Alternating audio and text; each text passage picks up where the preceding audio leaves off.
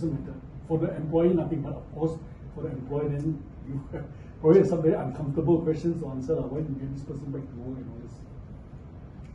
Can I just confirm again? You say after the 14 days medical leave, if the person on the 15th no medical leave, I take no pay leave, then we don't have to reimburse. No, we get sick leave.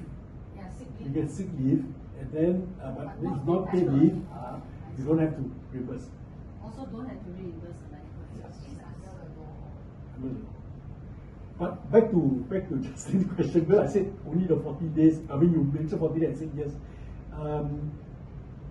If this person has exhausted the 14 days, let's say, and the next occasion happened to get into it,